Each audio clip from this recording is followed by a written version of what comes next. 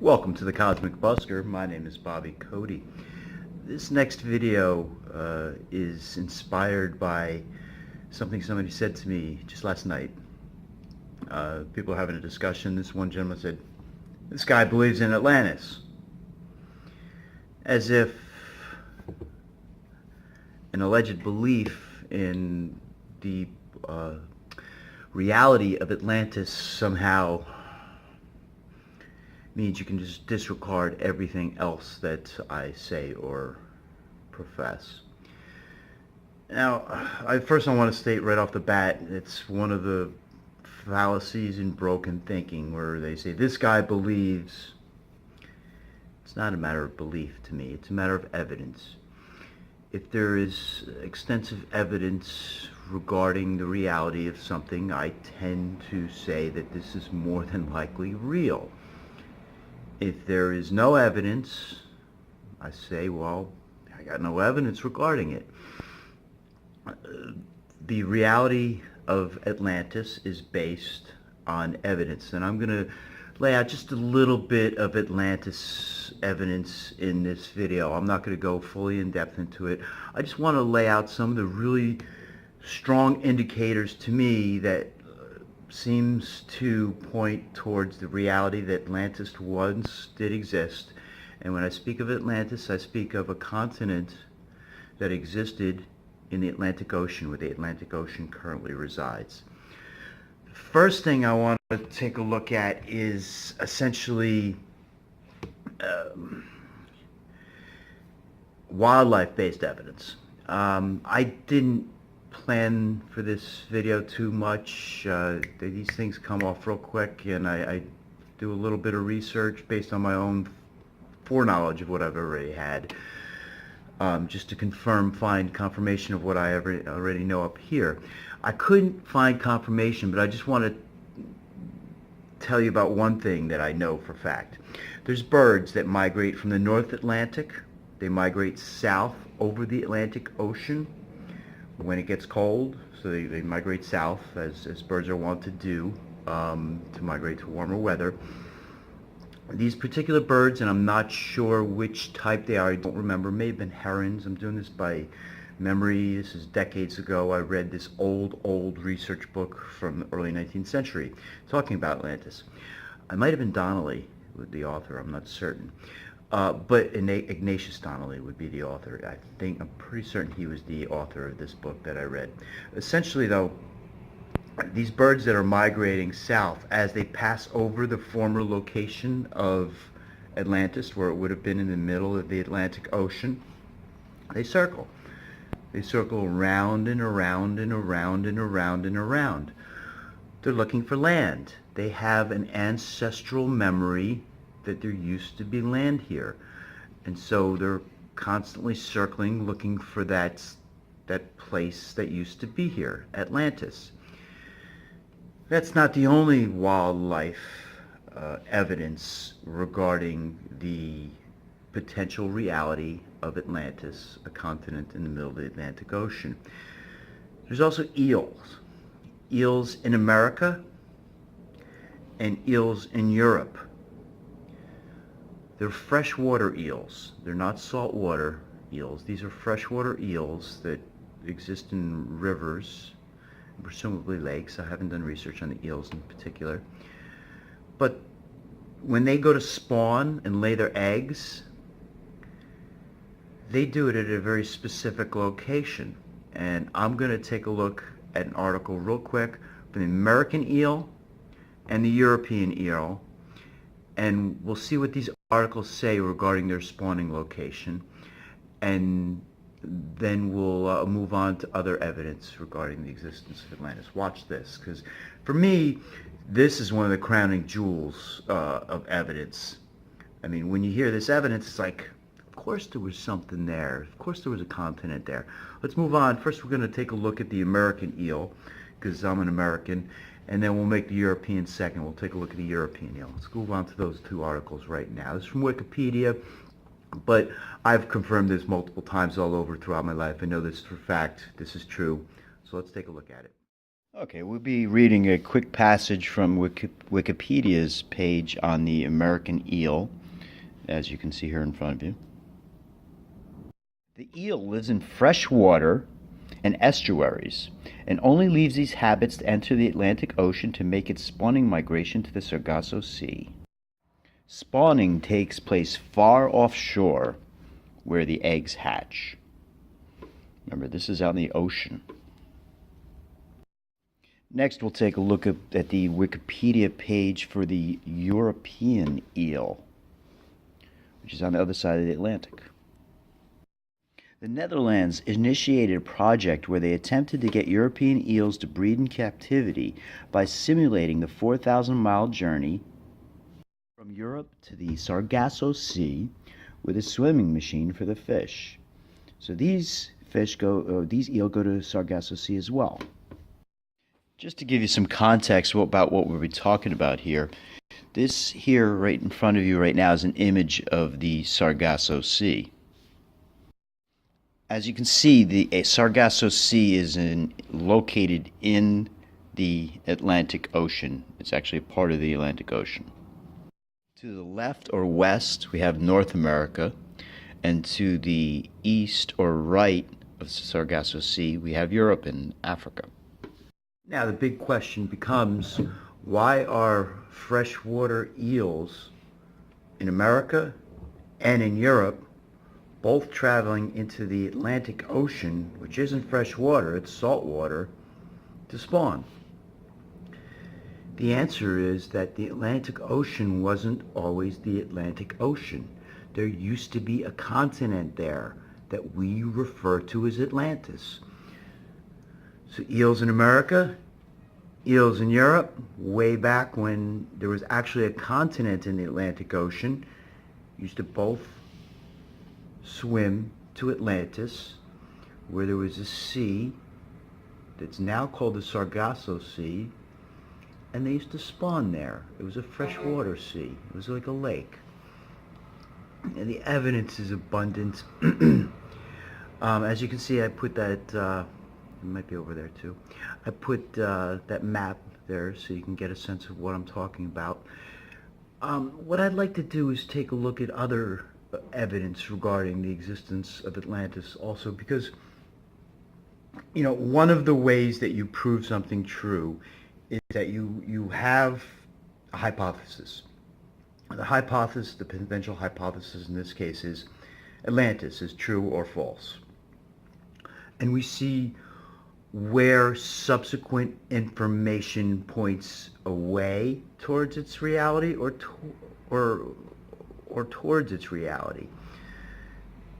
You just follow the evidence. So I've offered two pieces of wildlife evidence that says that there was a continent in the middle of the Atlantic, suggesting that Atlantis existed at one point. I want to take a look at where we get Atlantis from. I have never read the entire books. I've read passages, so I would be deceptive in saying that I've studied Plato. But Atlantis comes from Plato's Critias and Timaeus dialogues. And I want to take a look real quick at what they say about Atlantis, because it's very important. I'm going to take a look, and hopefully I'll be able to find the quote. I've done a little research to find a specific quote. I haven't been able to find it yet. But I'm going to hopefully cut over right now, and I'll have found the quote, and then we'll come back and talk about it. Because Plato gives a very specific date for the existence of Atlantis, and that date is very important to proving its reality. So let's cut to Plato's, I believe it's Critias, where we're going to find what he says about when Plato existed, when Atlantis existed. All right, in this footnote it states, observe that Plato gives the same date 9,000 years ago for the foundation of Athens and for the repulse of the invasion from Atlantis. Now, according to Plato's dialogues, it was the bad behavior of the Atlanteans and their invasions of other people and their falling from their lofty status to one of the degenerates. They no longer had their lofty qualities. They were degenerate. They invaded Athens and they lost to Athens, according to this. This is 9,000 years ago. And Atlantis was destroyed afterwards. And it's stated that the gods destroyed Atlantis because they had fallen from their once lofty heights. They were no longer good people. Regardless of the moral play in this, the moral aspect, which I think may be important for America to learn from, but regardless of that, the reality of this is we have 9,000 years from Solon, or Plato, which would place it about 9,300, I think it's about 9,300 BC. What we find is that about 9,300 BC, or at in about 2,000, about 12,000, 11 to 12,000 years ago, there were mass destructions all over the planet Earth. This has become known as the Younger Dryas episode. I've done at least one video regarding the Younger Dryas. I'll put up a link there or there so you can see it. But essentially, there were mass devastations across the entire planet. This was hell on Earth. We're talking some theories and evidence. There is evidence to prove it that asteroids or comets smashed into the Earth. They smashed into the Earth, and these fireballs essentially rebounded into the air and then came down as balls of fire that just set, in the case of North America, it stated that it set almost all of North America on fire, from the east to the west coast, from what we now call New York or New Jersey, all the way to California. Everything was on fire. Pretty much destroyed almost all life that existed in North America. This had global results, effects, but the center of the destruction was in North and South America. This, we propose, is what would have destroyed Atlantis. Rising sea levels would have pushed Atlantis down into the bottom of the ocean and engulfed it. But there's an abundance of evidence that this not only took place, but it affected wildlife. If you take a look in Africa, Asia, even in Europe as well, though not as much Europe, there are large land mammals. Not so much Europe, but specifically Africa and Asia. You have elephants, giraffes, rhinoceros, hippos, lots of large land animals, and cats too, tigers, lions, panthers. But you have none of them in North America, and they're almost all gone in South America as well. Why is that? Because North and South America were the center focal points of these destructions that caused global catastrophe and literally wiped out almost all life in North and South America. I'm going to cut to an article real quick that takes a look at the giant animals that existed in the past in North and South America, in particular North America this article is about, that no longer exist. And note the dates for all of these extinctions. It's no coincidence. You'll see all the dates. Let's cut to it right now. All right, this next article we're going to take a look at comes from livescience.com. We'll take a look at the author next. The author of this article is Laura Gegel, and it was written on August 15th, 2015. The headline reads, 10 extinct giants that once roamed North America. Let's pay particular attention to when all these animals went extinct. European settlers introduced horses when they landed in the New World, but little did they know the thunderous sounds of ancient hooves once covered the continent. Ancient horses lived in North America from about 50 million years ago to 11,000 years ago. Glyptodon. Glyptodon looked like a supersized version of its distant relative, the armadillo. After reaching North America about 2 million years ago, Glyptodon prospered in what is now coastal Texas and Florida, he said. But the herbivorous critter has been extinct for 10,000 years. You can see this over and over again, 11 or 10,000 years, even 12. Mastodons entered North America about 15 million years ago. The article doesn't say it, but guess what? 12,000 years ago they died off. Mammoths traveled to North America about 1.7 to 1.2 million years ago. Again, doesn't say it, but they died out 12,000 years ago. The short-faced bear. Despite its name, this enormous bear didn't actually have a short face, but it was in comparison to its legs and arms. It doesn't mention it, but they died out about 12,000 years ago. The dire wolf. Dire wolf bones are plentiful in California's La Brea tar pits and Wyoming's natural trap cave. The article doesn't mention it, but once again, about 12,000 years ago they died off.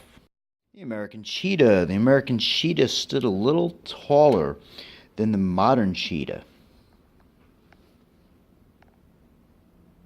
And they went extinct about 12,000 years ago. Next we have the ground sloth. There's a giant ground sloth. It survived until about 11,000 years ago.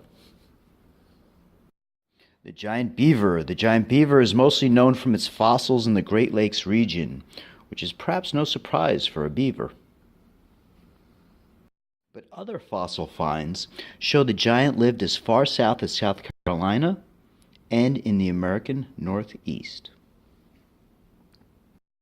And if you haven't already guessed it, yes, the giant beaver died about 12,000 years ago.